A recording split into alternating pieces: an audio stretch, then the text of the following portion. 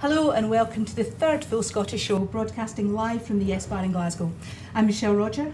I'm Richard Walker. We've got an action-packed show for you this morning, kicking off with the paper review featuring Rob Edwards, who's the environment editor of the Sunday Herald and the co-founder of The Ferret, an investigative journalism website. Joining us today as well, Scottish actor Douglas Henshall, star of the BBC crime drama Shetland. We're also having the first in a series of shows on the EU referendum, this week concentrating on the Stay campaigns, featuring Alan Smith, SNP MEP and member of Scotland Stronger in Europe. And we have Ana Cabrera, who is a Spanish citizen living and working in Scotland. We're also looking forward to some comedy from Elaine Malcolmson. She's a comedian, writer and science communicator. She'll be our comedy act for the week. First of all, we're going to come to the newspaper review in a minute, but I want to know more about The Ferret and this conference that you had yesterday. It was The Ferret's first ever conference, right? We've only been going about a year. We're a small group of journalists who are trying to find a sustainable future for investigative journalism because, you know, it's suffering because of all sorts of reasons. And so we had our first get-together in Glasgow. It was 80 people in a room, and it was, well, I mean, I helped organise it, so I'm a little bit biased, but I'm still buzzing from it because I thought it was genuinely exciting. We've had an awful lot of good feedback on it. If you look at social media, there's a huge, very positive vibe about it. We discussed all sorts of things. We discussed, you know, the future of newspapers, how to use freedom of information. There was a really interesting talk from a guy who was involved in getting the Panama Papers, you know, this massive leak of offshore tax haven information, which was very, very interesting.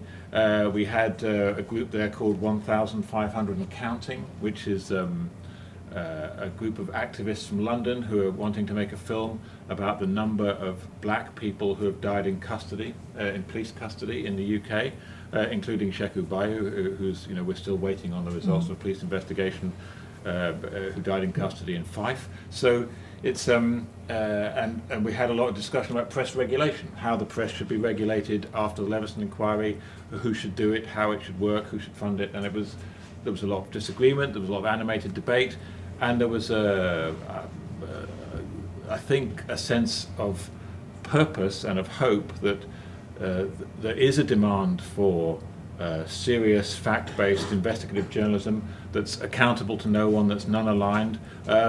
We just need to find a way of getting people to pay for it. So what happens next? You've had the conference and all of that good stuff came out of it. What's the next step? Well, we run as a cooperative, a not-for-profit cooperative, and one of the things we're trying to do differently is involve readers and our members in what happens next. So we have the conference, and the first thing we do is, well, one of the things we did there is say, what would you like us to investigate next? And there was loads of people voting with Post-its. We've asked people, what do we do next at the conference? We'll have another conference. We'll probably have another conference in a year's time. But what we're mainly doing is journalism. So if you look at our website, which is theferret.scot, you'll find that we have dozens, scores of stories about all sorts of things, a lot of which get covered in the mainstream media, which we partner with frequently. You know, about we've just published a package which is on our website, which is about which I think is probably the best thing we've done. I can say that because I didn't do it. Which was about the really disturbing levels of domestic violence that are suffered by refugee women who come to this country, and the lack of help they get from statutory authorities. And so we've published thousands of words on this, which is all basically interviews with the women who have suffered these terrible abuse at the hands of their husbands and get relatively little help because of their immigration status. So that's the kind of thing that we hope to do more of, exposing the things that, you know, need exposing and holding power to account, which is what The Ferret's all about. Very briefly, just on that, you mentioned the problems of investigative journalism. What are those problems in a nutshell? The traditional sources of funding that funded investigative journalism, which was basically advertising in newspapers, are evaporating. So newspaper sales are declining. I mean, you know this better than I do, Richard. Advertising revenues are dropping. Therefore, newspapers who used to be able to fund, you know, investigative units. One of the speakers at our conference yesterday was saying the Scotsman used to have an investigative unit with 3 people in it, and these things just don't happen anymore. That's not to say investigative journalism doesn't happen. Of course, it does happen. I mean, and there's some very good examples of it. The Guardian is one, and there were some examples in Scotland as well, and the BBC and there's a lot of some investigative journalism done in broadcasting, but the amount that's done for newspapers is shrinking and has been shrinking for years, and so the number of journalists doing it is smaller. They're being paid less, and this is no different from what's happening, of course, in the music industry or the publishing industry in general. But what we're trying to do is find a way, because of the internet, because of the digital revolution, of finding a way of making it economically sustainable. Okay. And that's, I don't know whether we've got the answer, but we might have part of it. Well, I hope you do, and let's look at some of those newspapers now. Yep. Today's papers have very much on Prince, who died earlier on this week. You a big Prince fan, Michelle? Yes, I am. Diamonds and Pearls, one of my favourite songs ever. And yeah, the coverage in the papers has been phenomenal. 2016 has been really cruel to us, hasn't it? Yeah, I mean, there's a lot of theories about that. You can buy into some of them, Rob? I think people are getting old and dying, which is very sad, Yes. because it happens to us all. And we've come to a time where the thing that really hit me was David Bowie going, because I was an absolute fan. I saw him 7 times in 1 year when I was, a lot younger. And Prince going is very sad, and everyone that goes is very sad. And it makes you think of what they've done. I think the best thing Prince did is, Nothing Compares to You, which, but not sung by him. Yeah, but there's a lot in the papers, both in terms of his musical legacy and the contribution he made to our music, and also some more spurious things. His son is one about somebody who had sex in a lift with him because he pushed all our buttons or something, and also Richard, that's absolutely terrible. it was terrible. I didn't write it. I'm just reporting it. Don't shoot the messenger. Also, there was a kind of. We're trying to find out, still waiting to find out what happened to him. The family had a vigil, so we're still waiting to find out the facts of it. So I guess we can't comment too much on that, but it is indeed very sad. Now moving from Prince, if we look at the Sunday Herald front page, which is looking at the whole, I guess, the story that's emerging from the Holyrood referendum, which is what should people do with their second votes, in particular what should people who support independence do with their second votes.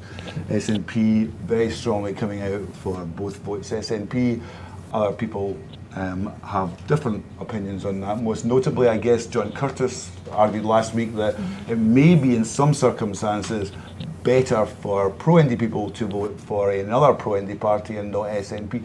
Sunday Herald covered that last week. There was some backlash to that. They're looking at the whole situation again. Yeah, it is. I mean, weird, the situation with this election, that the only thing we're arguing about is who's going to come second and what you should do with your second vote, because the rest all seems to be a foregone conclusion, which is an unusual position to be in. But anyway, the Sunday Herald certainly did get into trouble from a certain section of the nationalist community online for what it ran last week, and so it's kind of, can I use the expression reverse ferret? And you blamed, you criticised my pun. And so they've got this story that says, battle for the second vote of independent supporters, SNP come out fighting against split ballot calls, which is, and if you read the story inside, there's 2 pages, and there's an article by Peter Swinton that really includes a little bit from the SNP saying you must make your second vote SNP, but most of it is reinforcing what the story said last week from John Curtis and from others, which is saying that in some circumstances your second vote for the SNP might be a, quote, wasted vote, because the SNP are going to do so well on the first past the post part that they won't get many MSPs in the second part, if you understand how our complicated electoral system works. Does anybody understand that? Possibly John Curtis, but okay.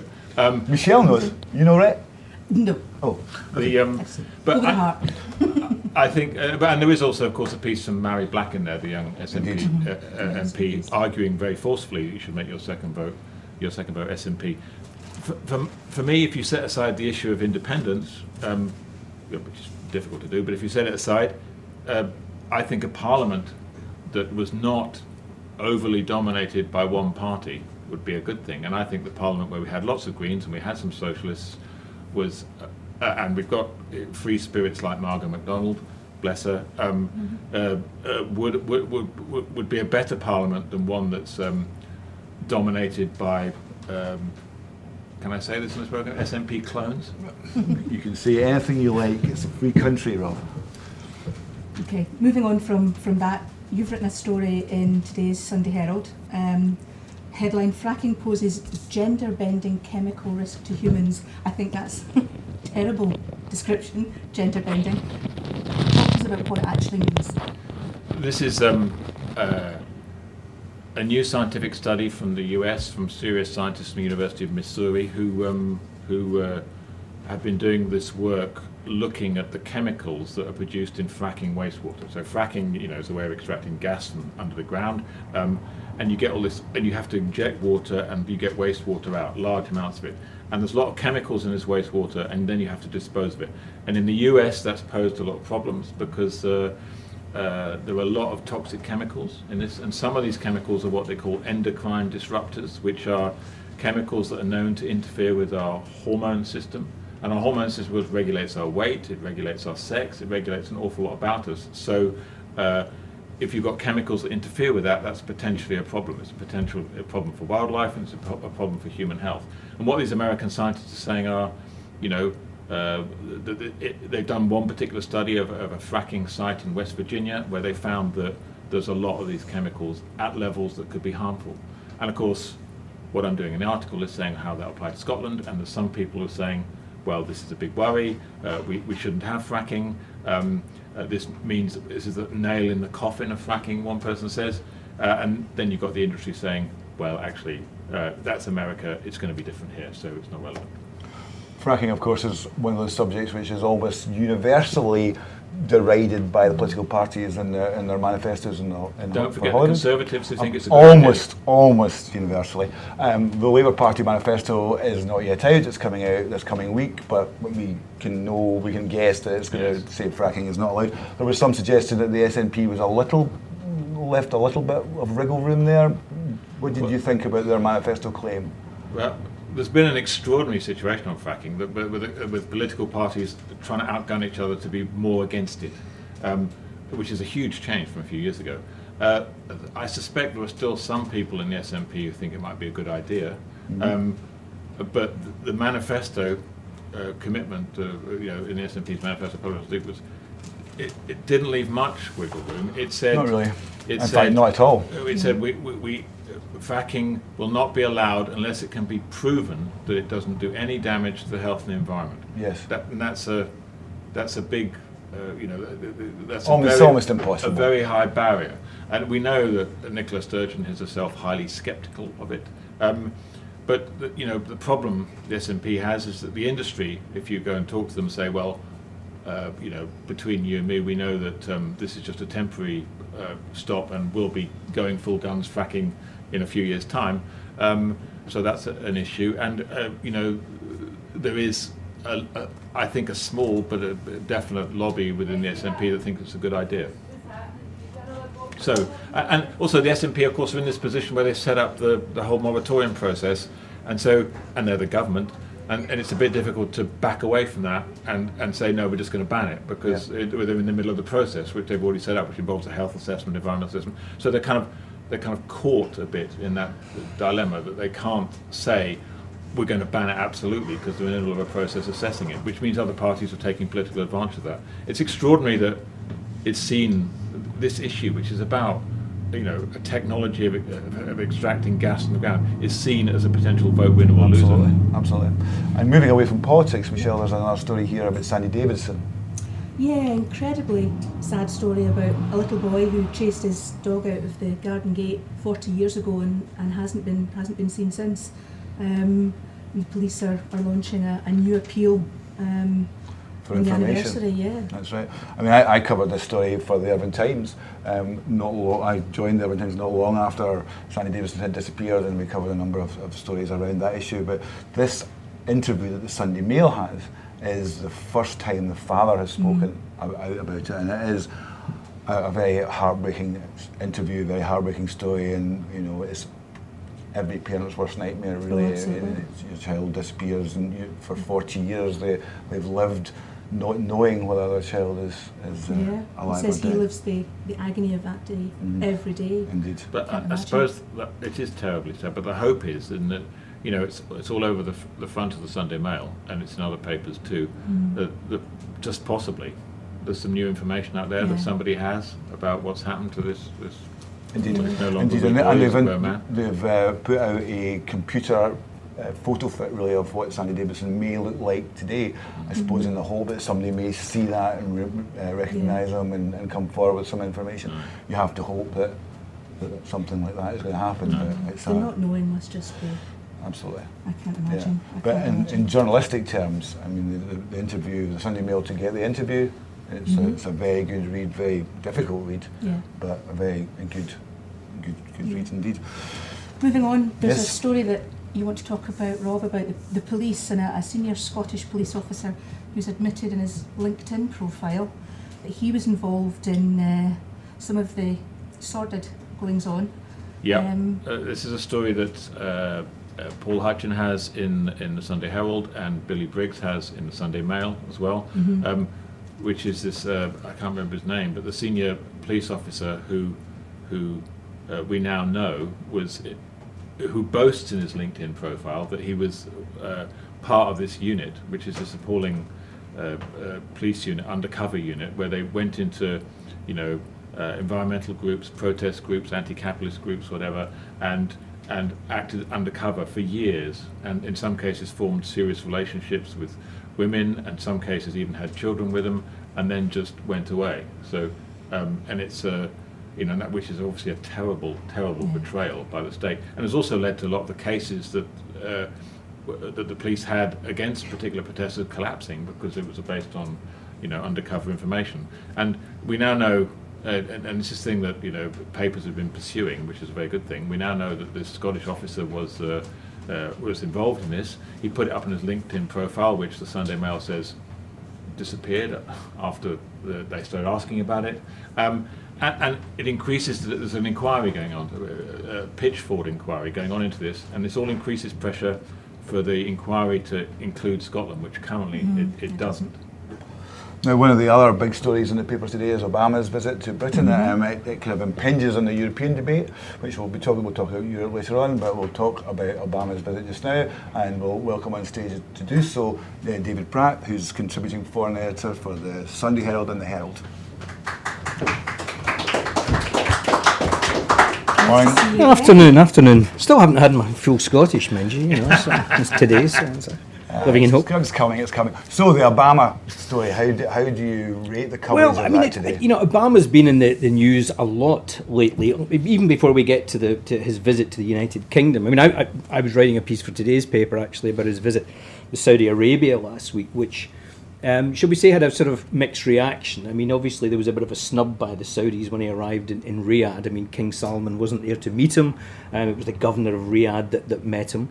And, you know, that's a measure of the kind of strained relations between Saudi Arabia and the United States at the moment over a whole raft of things. I mean, the whole issue of arms sales.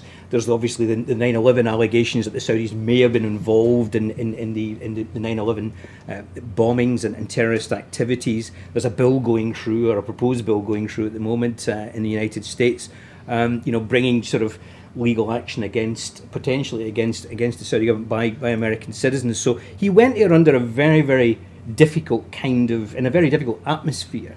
But, you know, what was curious, as I was pointing out in the piece today, is that, you know, it's still business as usual. I mean, one of the things that seems to have escaped a lot of people's notice is that, you know, under the Obama administration, more arms have been sold. He's expanded the arms sales to Saudi Arabia in the first part of this year. It's a substantial increase. And he's not alone in that capacity. I mean, Britain this year alone is, you know, sort of first 6 months of this year, the British government have 1.75 billion sort of pounds worth of arms to Saudi Arabia. So he went there. He had a bit of a rough ride.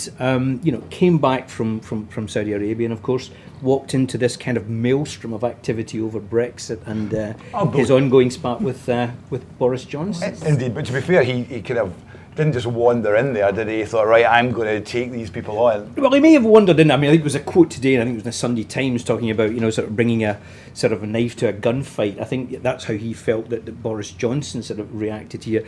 I mean, you have to say, I mean, there's a fantastically in-depth piece in the Sunday Times today about the kind of backroom machinations in the lead up to the press conference that Cameron and Obama had, obviously, over the whole European issue.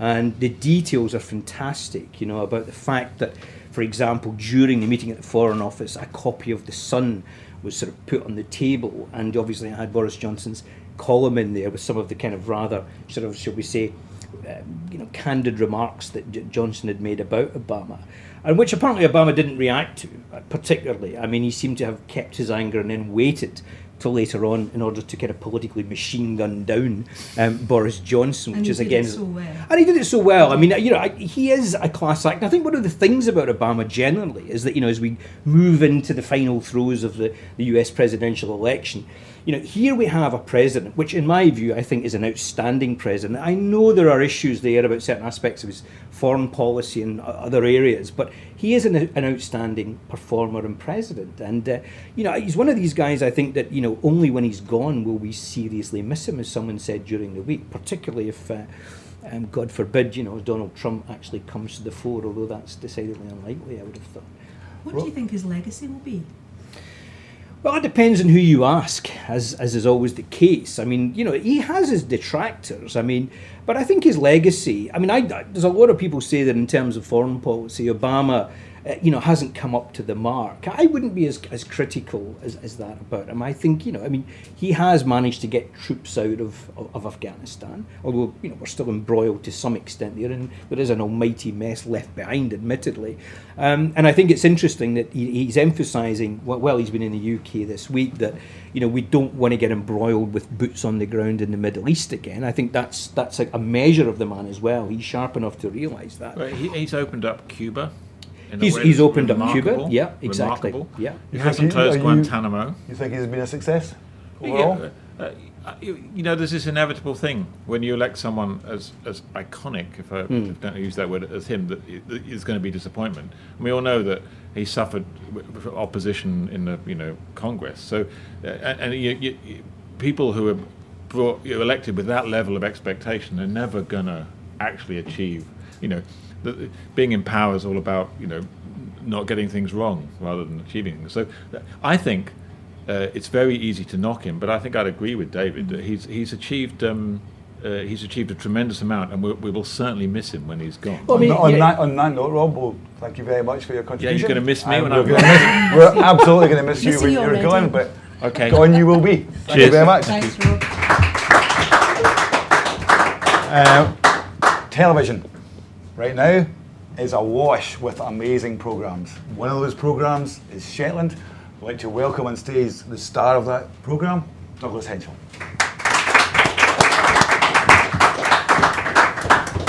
Hi, how you doing? Hello. Well, thank you. Do you buy into this notion that television has never been so good? No. I think if you're talking about American television, then very possibly. And I think they made a decision a number of years ago to actually stake a claim with the rise of reality television and all those kind of substandard, cheap kind of programming in order to kind of find a niche for drama, as a deliberate policy. And I think that's paid huge dividends for them. I'm not entirely sure whether or not we are following that lead. There is some very good television in Britain at the present moment, but I heard a horrible figure last week that 75% of new drama that's being commissioned is crime drama. And I think, 75, I mean, when you take, shows like, Line of Duty and Happy Valley, they're great programs, but I'm not entirely sure whether 75% is a good number. And I know it happens across the industry. I mean, if you look at the predominance of Marvel comic movies and superhero movies. It's like if you find a genre that's successful. And be careful what you say, Douglas. This is an enormous fan. This gentleman here is Sorry. an enormous Oh, fan. sorry. well, I just wonder when we're going to stop being punished for the terrible teenage years that geeks and nerds had. You know that we're having to put up with all of these superhero movies. But I mean, I think it's once you discover a genre that's successful, then executives want more and more and more of it. I would just like to see a little bit more diversity within what's been made. And and I come at that as somebody who's in crime drama. That's Shetland's my bread and butter, and I'm going to be coming up to Scotland to do another show that's again is a crime drama. The irony. Yeah. Shetland, though, has been a big success. Third series just not long finished, available now on DVD. What do you think has the success of it? Where does it lie? What's contributed to that? Well, I mean, apart from the most obvious one is the kind of slight novelty version of it being set in Shetland, which I'd certainly never been there before we shot that. I doubt I would be prepared to bet some money that most people hadn't been there, and lots of people didn't know what it was, even where it was properly, because it's always been in that wee box slightly at the top of the town because there isn't enough room for it. Just as an aside, when we launched the National, we had a map of Scotland in the masthead, and we didn't include Shetland in it. We got Well, understandably, you got quite rightly.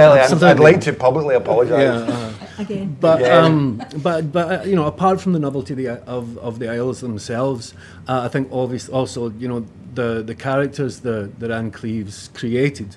I think Jimmy Perez is a great creation on her part, and also the creation of the character of Tosh, who isn't in any of the books, and that was David Kane's invention. I think the characters are likeable. The situation that they're in is likeable. And then, the ambition of the show itself has grown from being a two-part procedural into this latest series, which was one story over 6 hours. And I think that gave us far more room to investigate the more human side of these characters. And I always think that draws people in because it makes you emotionally attached to them if you see them in some kind of danger or some kind of situation. So I think the ambition of the show has been grown, and I think that has borne fruit in the last series. I think people have really taken to us, It's quite dark. It's not as dark as some crime series, but there's a dark side to it. And the third series, for instance, there's a lot to do with drug taking and the drug trade there. A bit. Yeah. I was wondering why that went down in Shetland itself. Well, that'd be an interesting question actually to spend a wee bit of time on, because, well, not for me because I'm not hugely knowledgeable about it, but I know that there is a drug problem, a quite serious drug problem in Shetland, and so we weren't kind of foisting that on the Isles. I mean, I think anybody from Shetland would actually stand up and agree that is a problem that they have. We didn't dwell too long on it. That was more of a segue into another avenue of the story. But I think it was certainly valid part of the story of the Isles. Did you feel a responsibility to people in Shetland to be authentic to an extent? Well, no. I don't feel that they're. I mean, I think that the if any responsibility that we have is to try and show the Isles as they are, and not to we weren't putting any stories on top of them. There was no kind of I don't think we disrespected any of the people there. I mean, as far as authenticity is concerned, I mean that is a bugbear, because people say where are the Shetland accents within the show, and to a certain extent I get that, because if you're going to set a show there and if people from there are going to watch it, then they want to feel represented. But the difficulty that we had is the fact that on a place that's got a population of about 23,000, the percentage of professional actors that you're going to get out of that is going to be very small, and we've used, almost all of them, and we would be delighted to use more if there were more there. Also, the other difficult thing is the Shetland accent is so distinct.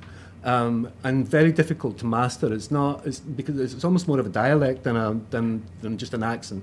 And I think if then there's been a couple of actors that we've had come in who have given it a bash, and I don't want to say anything, but it's No names. It's that shows how difficult it is actually. And I think if you had a whole show full of actors coming in having to try and recreate Shetland accent, I think we would get butchered for that, because I think that would actually cause more problems than the way we're doing it just now. In such a comparatively intimate kind of environment. I mean, there must have been some suspicion when you moved in there, and with a crew, and and how you're going to represent the community. I think that's justified. I mean, because I think that there's been a couple of things that had gone there before that they weren't happy with, where people felt that they'd been taken advantage of a little and not shown in a true light. And so I think there was a wee bit of suspicion from local people about how are you going to represent us? How are what are you here for? What are you doing?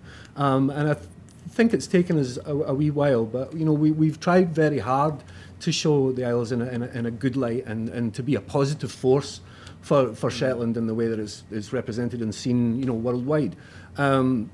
And now I think we're part of the story of the Isles now, and we have a great relationship with people there. Obviously there are people who maybe don't like the show or don't like us, and that's fine, because that's just that's democracy. But for the most part, I think we've got a great relationship with people there. We were talking earlier about the wealth of talent that we've got in Scotland, not just acting, but crews and writing, and what needs to be done to nurture that and encourage it and grow it into a bigger, stronger industry? I think that's a huge question.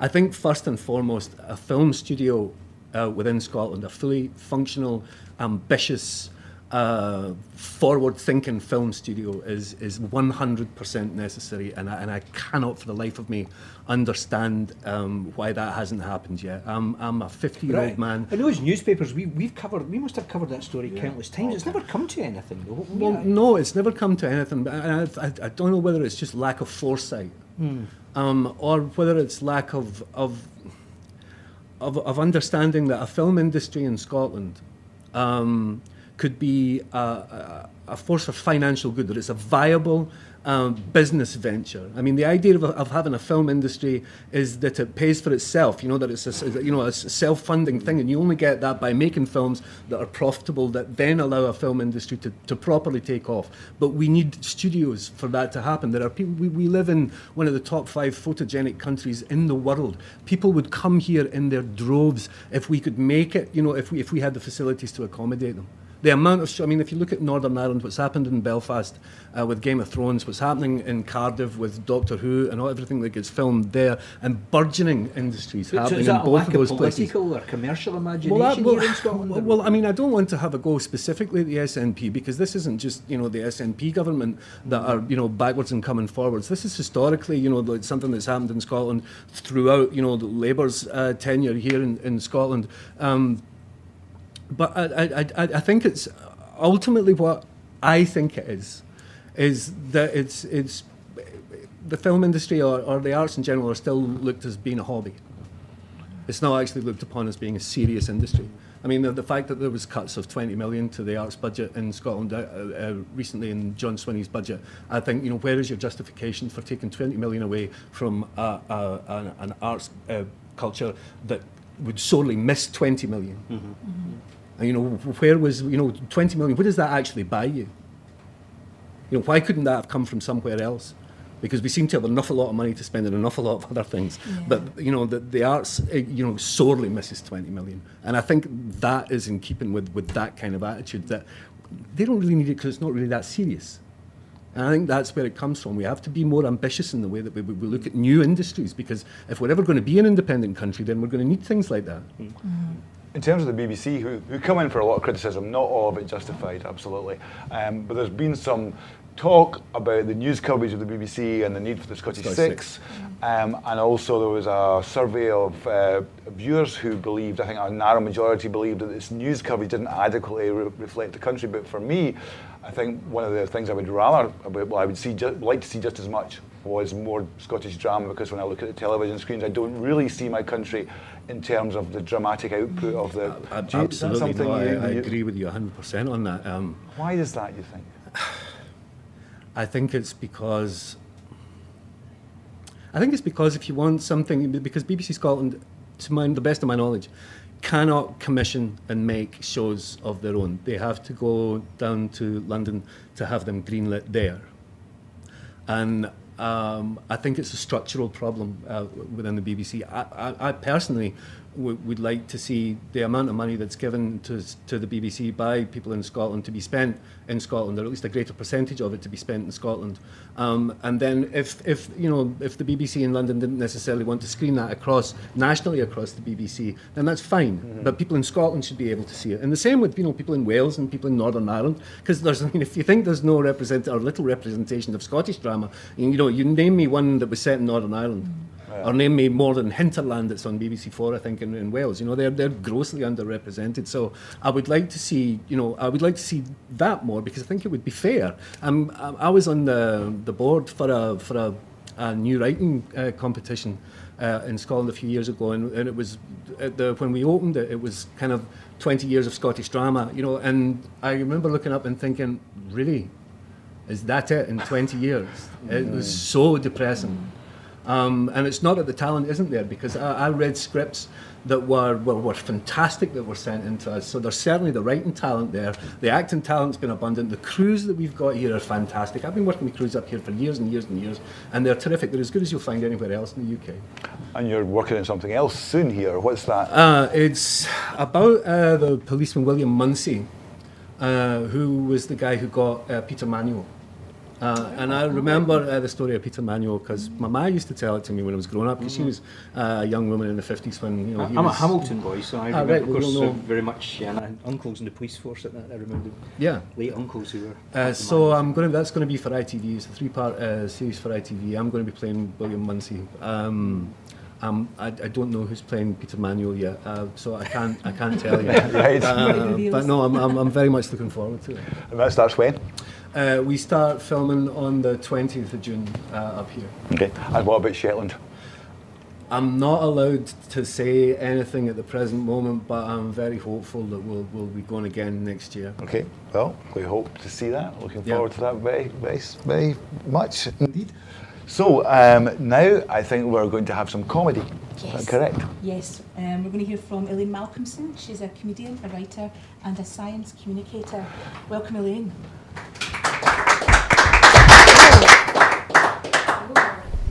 I get my own mic. Yes, hello everyone. Thanks for having me. It's not been a good week for legends, has it? It's not been a good week for legends. We've lost Victoria Wood, Queen of Comedy, and the Prince of Pop. Prince died at 57, which I think we think of as quite young, but it's actually quite old for someone who lived in a Paisley estate. Yeah, I think you have to be a Prince fan really to get that joke. Yeah, that's fine. Paisley is. I know a little bit about Paisley.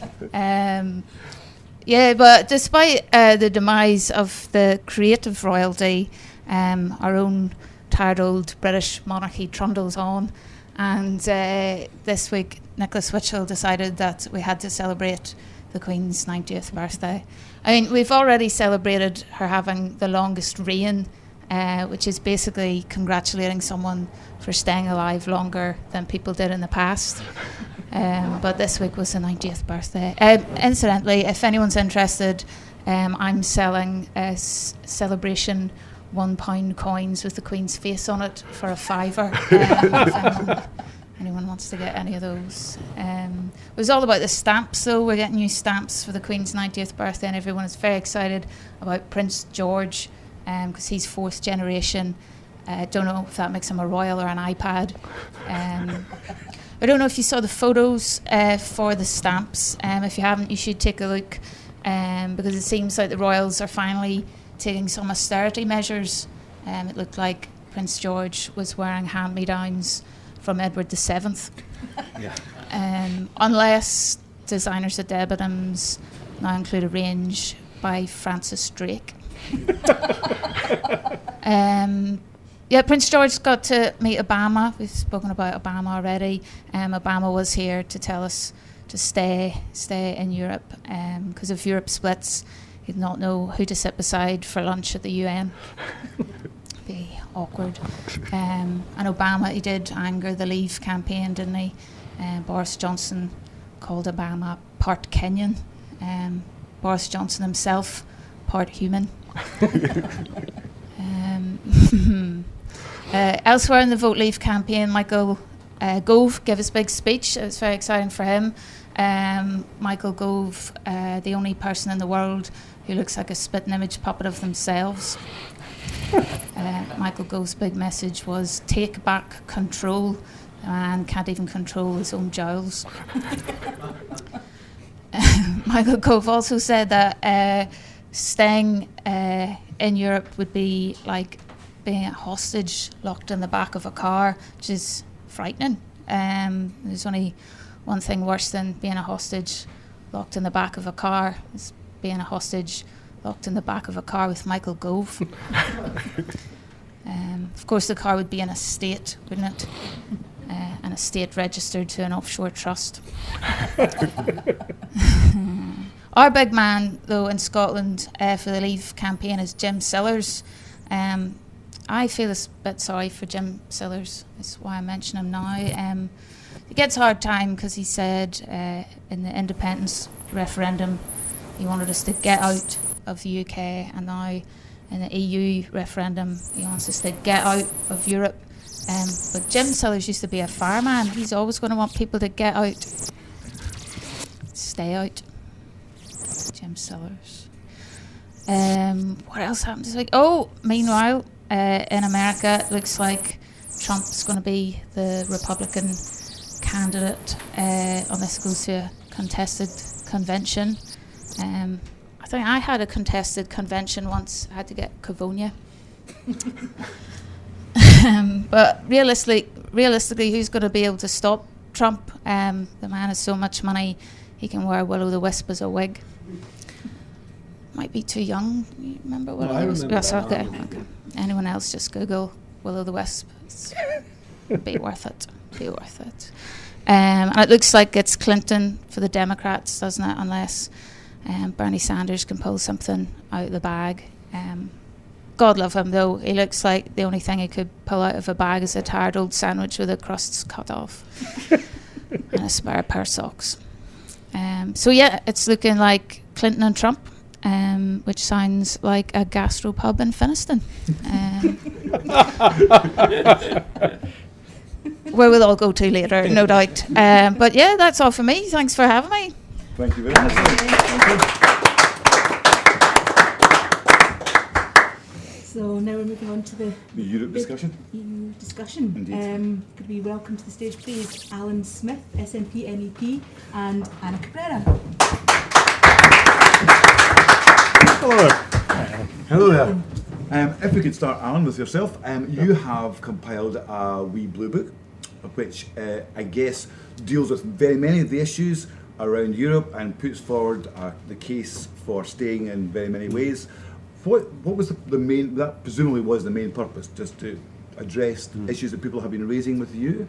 Very much so. I mean, the focus obviously is the Holyrood election, and I'll be out campaigning later on to do the Both Votes SNP thing, which we discussed earlier on. But we have produced this quite specifically. There's the wee blue book, BLEU, which we upon on a previous blue book as well, to educate people, because people are now doing what they did during the referendum on independence, which was, I want to know more about this. I want to understand what's going on. Why don't I know this? And it's not been for want of trying, I have to say. I've been an MEP for 13 years, but it would be difficult to say that the MEPs trouble the nation's consciousness that often. Yeah. But we all tweet, we all have websites, we're all putting stuff out, and we're not being held to account in the way that we need to be. So we've put this together, myself and Ian Hudson, to make people aware of what's going on. We've launched a website as well at scotlandineurope.eu. Which has got the facts. It's got a facility that if you want to ask us a question, you'll get an answer within 24 hours. And we're getting upwards of 20-odd emails a day from people actually asking real questions for the first time ever, I have to say, because people are making themselves aware of what's going on. Because there is a a dawning awareness that we're going to need to make a real decision about this coming up quite soon, after the Holyrood election. So what are they asking most? What's bothering them? What questions are the kind of key that are coming There is a focus on the finances, sadly, I think, and because I think the EU is about much more than money in, money out. It's an opportunity for Scotland to play a part in, as John Hume said, the SDLP politician, in the greatest war avoidance mechanism ever invented. Now, that's pretty good. Up the road from my office in Brussels, if you want big picture, you've got Flanders Field, where elite politics went wrong. And we really don't need to look far away from Europe's borders to see bits of the world where peace can't be taken for granted. And the fact that Scotland's been able to be part of that, as part of the UK, because that's the constitutional reality we find ourselves in, is a really good thing. The fact that we've got kids can go on Erasmus, the younger generation especially, Europe's not really foreign anymore. The idea of jumping on an EasyJet or a Ryanair flight to the Sun or elsewhere isn't unusual. People are studying, living, working, travelling. We've got lots of people from the EU within Scotland as well. All of this is at risk within this debate. So there's a dawning realisation that this matters and is important. Much of the questions have been about money. In money, in terms of people believing that they're putting more into Europe than they're getting out, is that the general gist of their complaint?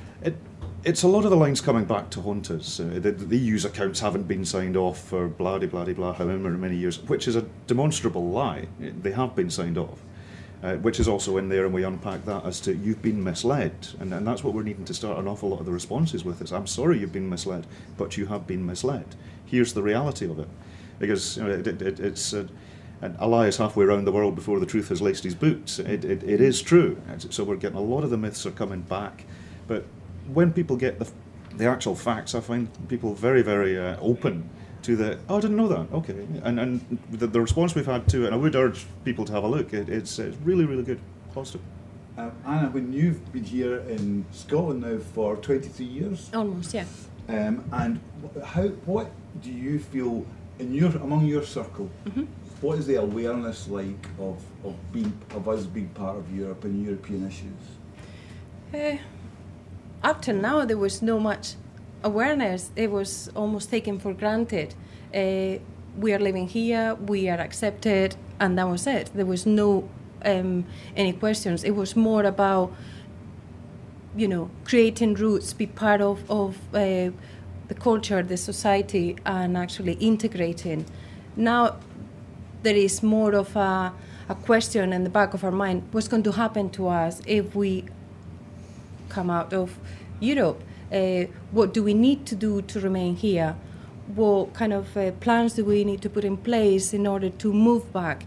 Because, for example, if I had to move back to Spain, it's very unlikely because I'm married with a Scotsman.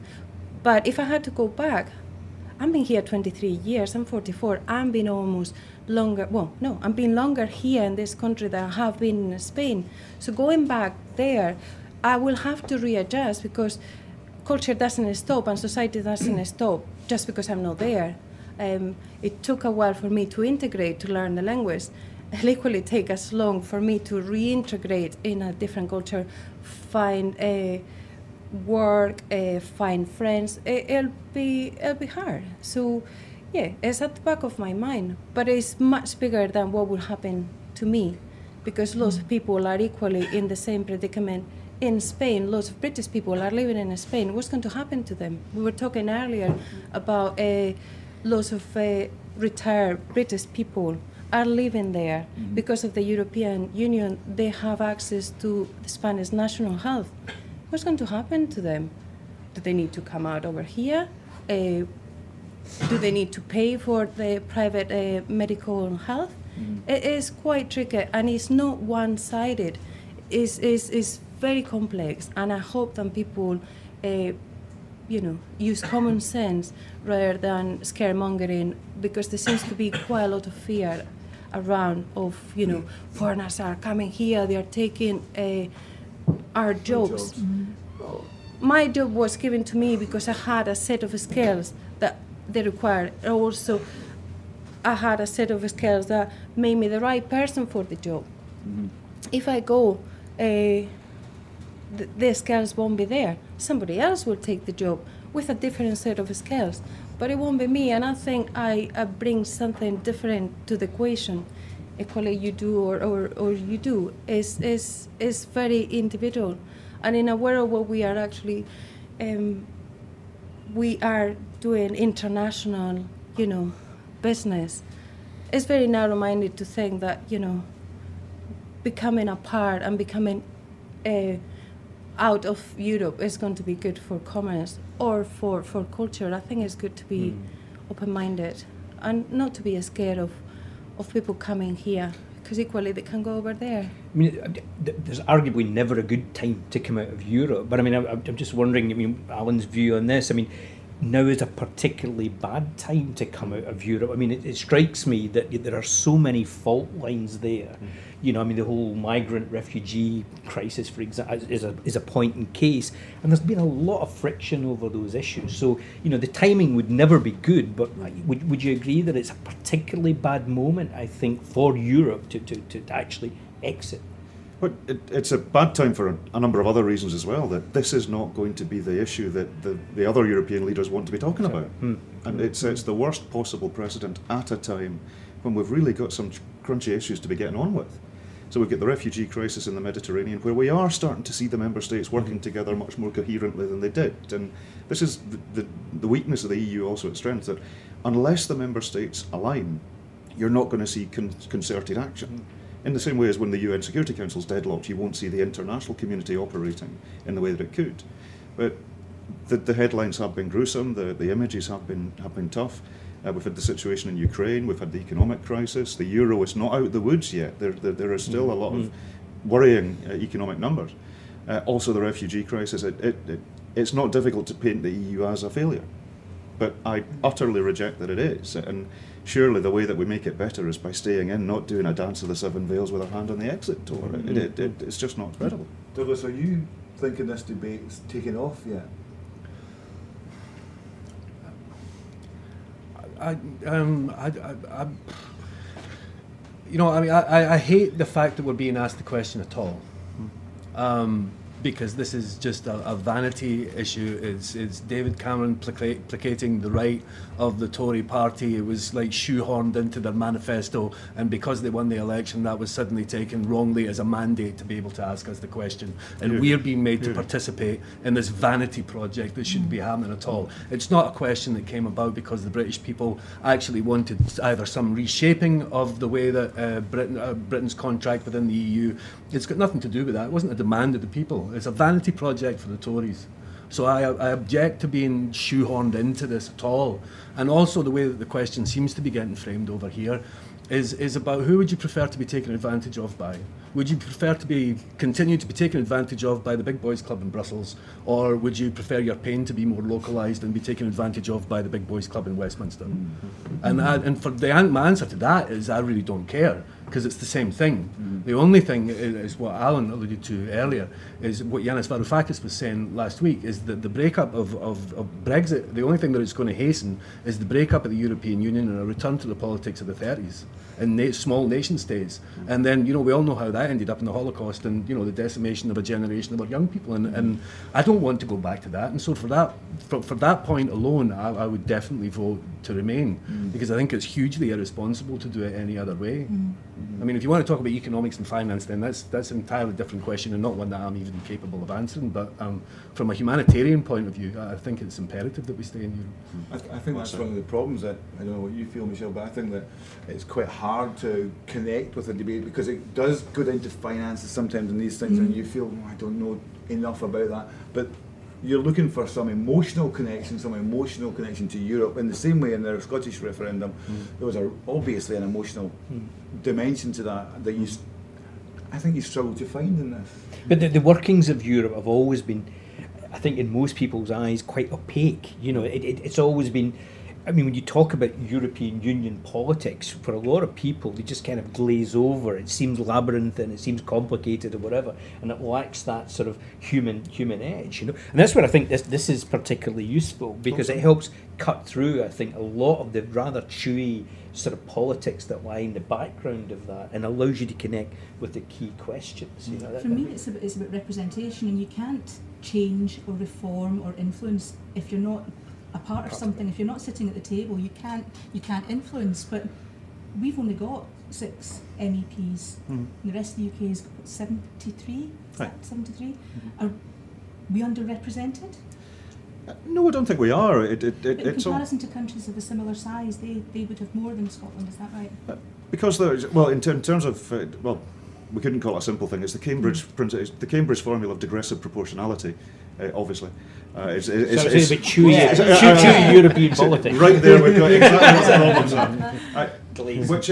Which is precisely the difficulty, that the people who are into the European project are into the process, into the minutiae, into the treaties and all of that stuff, and the vast majority of people aren't. So often the way that the EU is put across and explained shuts people out. And it does seem opaque and difficult, but actually it's no more difficult than how your council passes a motion at council or whatever else. But in terms of how we would be represented as an independent state, we'd get more, because the smaller the state, the higher the per capita proportional representation of the MEPs. But truth be told, all of that's detail, and all of the benefits that we have right now are at risk. And that is starting to dawn on people, that this matters. And absolutely, to Dougie's point, that a lot of resentment about, well, why are we having this? This wasn't a priority for us. My priorities are the economy, the refugee crisis, lots of other stuff. So this vanity project that's been foisted on us actually is contributing to the reticence on the side of the Remain side. That turnout, I think, is actually going to be the biggest issue. And we've seen that where turnout is low, the extremists tend to carry it. Yeah. And we really need to be on our toes about You it. talk about your priorities there as a politician within that European fold. What do you think Barack Obama's priorities were this weekend when he waded into the whole debate? Look, I think he had every right to say what he wants to say about a major constitutional issue. The ramifications of the UK's place in the world in the event we do see an outvote will be significant. And it will be a significant rejection of multilateralism, which is what the EU actually is. It's about countries pooling sovereignty to work together towards common objectives. If a major member state rejects that, then Poland knocks on the door a few weeks after, Hungary knocks on the door a few days after that, and the whole thing starts to unravel. And the greatest exercise in multilateralism starts to fall apart. And I think globally the significance of that precedent is out there in a way that it's actually not resonating in the domestic debate. Anna, did you share that kind of annoyance at having to deal with the question when the referendum was first called, as somebody who was living here from Europe itself? Did you think? To me, it was frustrating more than anything else, because I live here. It's going to be affected me quite directly, and I do have a say, but I don't have a vote. So it's quite annoying that I've been here 23 years, working, paying tax, being part of Scottish life, and I don't have a say in the matter. That's quite annoying. Did it make you feel anything, less welcome because we were now talking about severing our ties with Europe? I don't think it makes me feel less than welcome. I'm being quite fortunate. I'm being always feel quite welcome here. But it does make you think, are you a second-class citizen? Because, I know it's not personal, because obviously it's the same for everybody who is not a British citizen. But it makes you think, when things like that happen, it makes you think. I can't vote in the general elections, and I can't vote in this referendum. I was able to vote in the Scottish independent referendum, and the local elections I'm allowed. But it annoys me, because I made a point of not to vote in Spain in the national elections, because I don't live there, and I don't think it's very ethical for me to be, although it's my right, I don't think it's ethical for me to be making choices about people's life when I'm not going to be directly influenced by it or affected by it. So out of principles, I don't vote in Spain, but I would like to be able to do something about it here, because whatever it happens here, it definitely affects me. And that's one of the really ugly aspects of this debate, that in our independence referendum, our definition of Scottish is, do you live here? So EU nationals had the right to vote, 16, 17-year-olds had the right to vote, and we tried to make it the same for this one as well. Our guys at Westminster fought the good fight, didn't have the numbers. So we're having a discussion about 2.6 million of our neighbours in these islands. And it's, you know, you're good enough to live here, work here, study here, work in the NHS here, whatever, pay your taxes, all the rest of it. But this isn't really a discussion for you. I think Now that goes to an ugly place really Well, fast. one of the It does. amazing things Really about the fast. Scottish referendum was the total lack of any notion of ethnicity or anything like that. Whereas here we've gone really quickly, and Boris Johnson, the Yep. Park Kenyon thing, we've gone Yeah, yeah, yeah. really quickly to people's right to comment on things because of where they came from, where their grandparents came Yep. from. Seems crazy to me, and Ugly. quite a dangerous place to go. In terms of the sort of political machinations behind it, I mean, what about this notion that this is only, I guess, to lance a Tory party boil? Is that? I think that's how it started, and Cameron boxed himself into a corner. And I don't think Mr. Cameron has any long-term strategy or ideology at all. I think this was a short term. because he's off. So, well, indeed, which is all the more soul-destroying. And that, well, this is an act of vandalism that is going to have long-term consequences for community cohesion within these islands, in terms of people feeling exactly how Anna's feeling now. That, well, am I welcome here? Am I not? I was speaking to French students in Paris, strangely enough, which was Hochin with students from France. But one of the girls was doing a course at the LSE, and she's saying, "Well, I don't want to actually have my future in Britain anymore," and that is really bad stuff. And Cameron brought this about in order to buy off the extremists in his own party, but they do go Pavlovian on this stuff in a way that other parties don't. And in Scotland, I think we have a pragmatism with this sort of stuff that is, well, if it's working, it's working. And you can do the tugging of the heartstrings as well with this is an opportunity for Scotland to shine, but we're pragmatic about it. And we lack the visceral element to the debate that you do see, particularly with the Tories, particularly south of the border. And this is going to tear the Tories apart. Although, I don't know about you, but Douglas, do you feel, sometimes it's like the Scottish referendum all over again. All the things that happened then are happening now Project again. Fear. Project Fear, exactly. Yeah, which is why I don't like the way the debate's being framed, because actually it's not based on any of the things that I happen to think that are important. Any of the things that Alan's been talking about just now, that's the kind of the debate that we should be having, but it's not. It's built again on how much it's going to cost you and how much, all these people coming in here, do we still want? I mean, it is being framed in such a right-wing manner, and I loathe it. I'm married to a Croatian woman who's been here, who's never claimed any benefits, who's worked from the moment an hour that she got here, and has had to go through the horrific process of applying for a visa year on year until she finally managed to get her British citizenship. But and how demeaning that is to individuals, the way that it's done here. However, I mean, the value in it being framed in such a right-wing manner should inform people as to how it would go if we were to leave the European Union, because the only people that's going to benefit are the right wing across Europe. But that's what's caused this debate, and that's what's going to continue to rise. It's only going to get worse if we were to vote to leave the EU. So as we say, so moving away from the kind of Project Fear stuff, could you share with us some of the key benefits of us remaining in the EU, little things that those who want to remain can take away and store and understand why it's so important to vote to stay? Well, top line, remember the website, it's www.scotlandineurope.eu. We've got all the facts on there. We're producing 100 infographics of really bite-sized, accessible stuff that we're already part of this. We're represented in this. We've been part of this throughout. It is about the avoidance of war. It is about multilateralism. It is about Europe being our backyard, not a foreign country. Grand old man that I am, I remember when the Berlin Wall came down, and suddenly all these countries that were enemies suddenly were coming into the fold. And it's an amazing thing that we're part of, and it's a chance for Scotland to shine. And we can have all sorts of discussions about, does the EU work for us, how much does it cost? And economically we gain massively from being part of this. Round about 150 to 300,000 jobs in Scotland, in the real economy, directly related to trade with the EU. All of these things are under question, because I don't believe in Project Fear because it doesn't work in Scotland. And I'm perfectly willing to say, well, yeah, of course there's other ways of doing it. I spend a lot of time with Norwegians and Icelanders. There are different ways of interacting with the EU, but they're poorer options than what we've got. So let's talk about all the good stuff that we've got going on, and the fact that that's being put at risk for an internal vanity project for the Tories.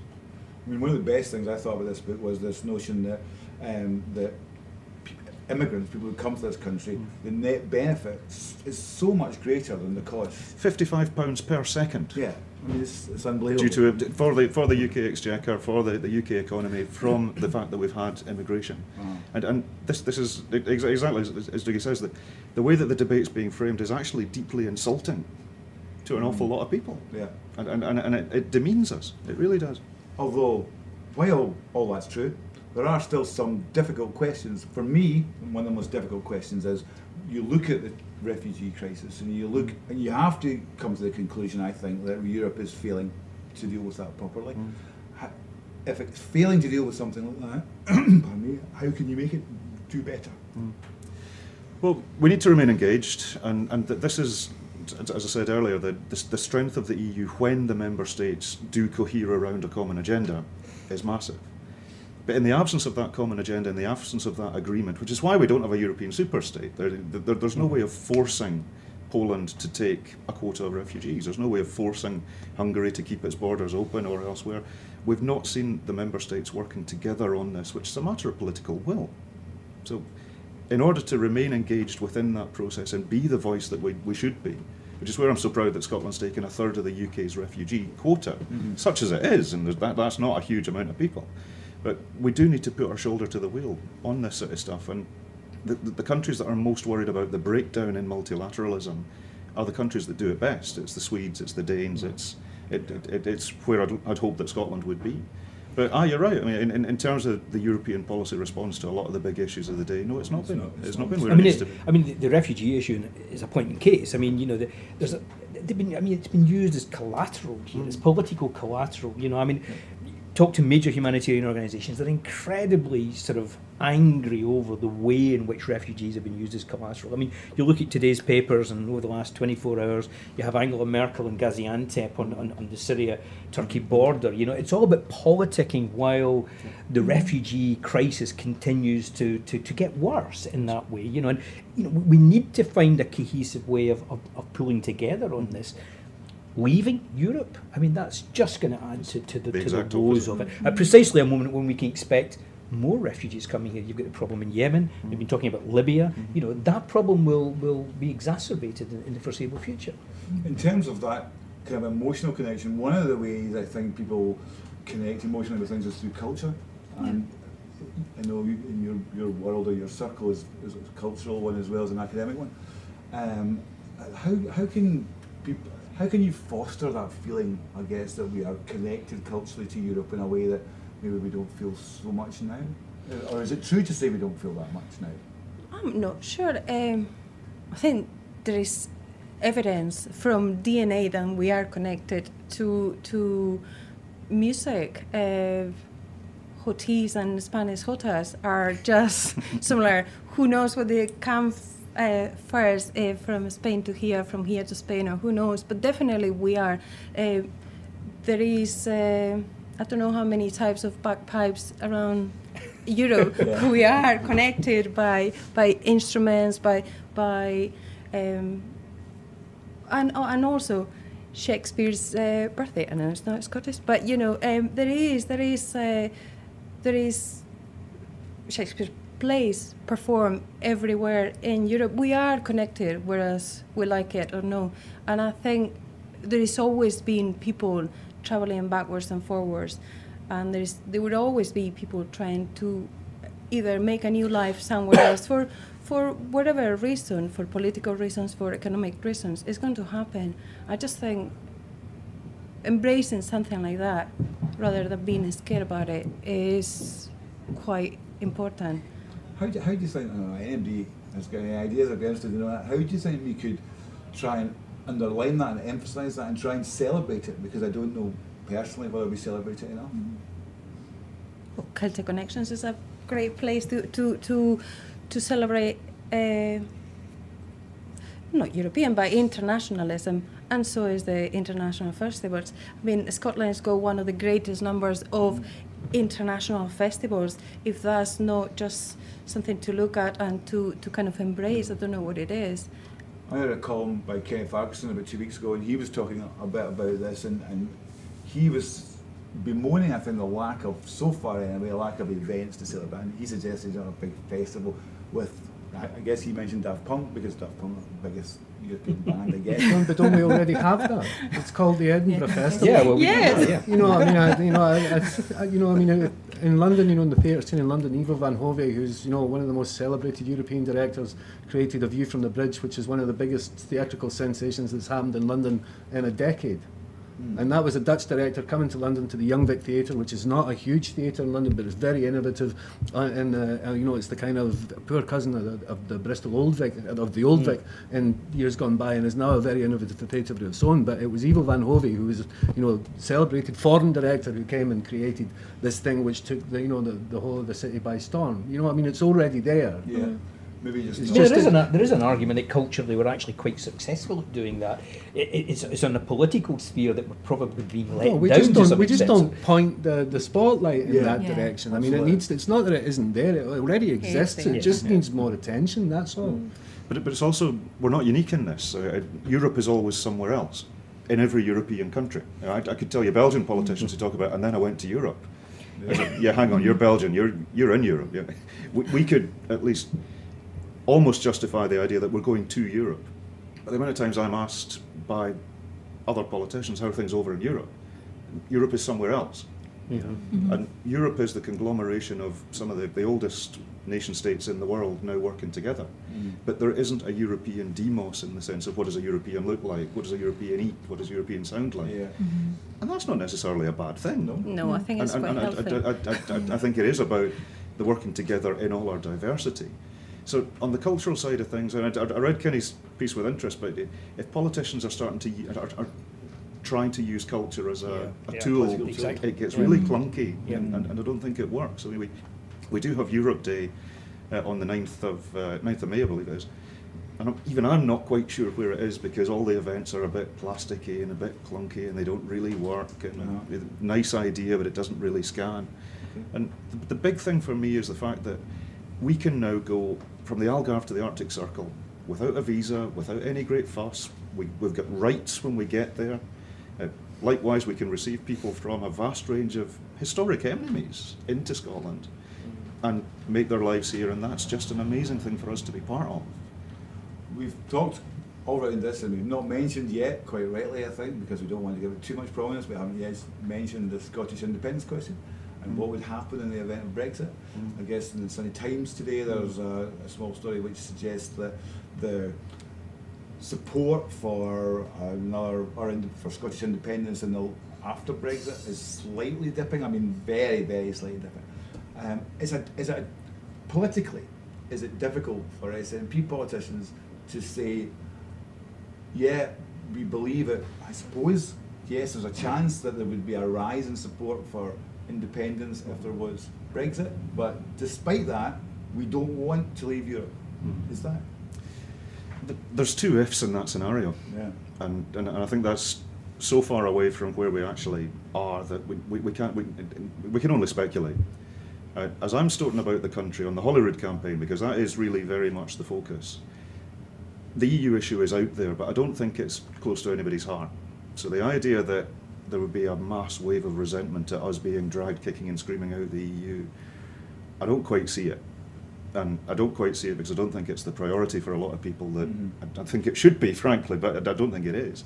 So when we're saying that we want to see a substantial turnout, a substantial Remain vote in Scotland and indeed the UK, we do mean it. And the idea that this would trigger anything, I just don't see it. And we are working with the SNP London branch. They're really keen on this, but to produce, this is very much a Scottish perspective publication. They want to produce something for the UK as well. From the SNP's perspective, actually I think we're the most pro-EU party in these islands. And I think we can do a bit of leadership south of the border as well with this sort of stuff. So what are we going to see in the next few weeks or months in terms of campaigning? Are there going to be events that people can go to, or is it going to be localised discussions, or what? Well, there's the Scotland Stronger In campaign, which is the non-party, apolitical Remain camp, which is doing very well, I have to say. I think in Scotland they've struck a different sort of tone to south of the border. It's explicitly not Project Fear. It's about all the good stuff that we've got is now at risk. The individual parties are doing their own thing. So we've got SNP for In, SNP Stronger In campaign, which will be doing a series of meetings up and down the country, activating our guys. I hope that this is going to be very much part of that picture in terms of informing people about where we are. But each of the parties will be doing their own events, which is where this is such a curious debate, that you've got on the same side of the agenda the SNP, Labour, nominally the Tories, Lib Dems, Greens, and lots of others as well. So on the outside, there really isn't that many, which is where it's such a curious debate, because there is a lack of red meat in terms of the debate. Indeed, but we'll be returning to the debate in future We will, weeks. yes. Speaking to those who would want to leave Indeed, Brexit. yeah. And if you have got anybody who you want to appear on the show, any suggestions, get in touch with us, and we'll return to it in the coming weeks. And that's us for this week. Thank you very much for watching. Hope you come back next week. And good morning, or afternoon, sorry. Good afternoon. Okay.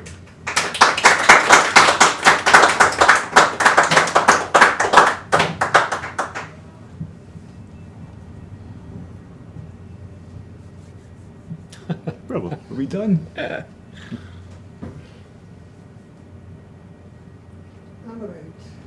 Good. Thanks. Thank you. Thank you very much. Thank you. Thank you.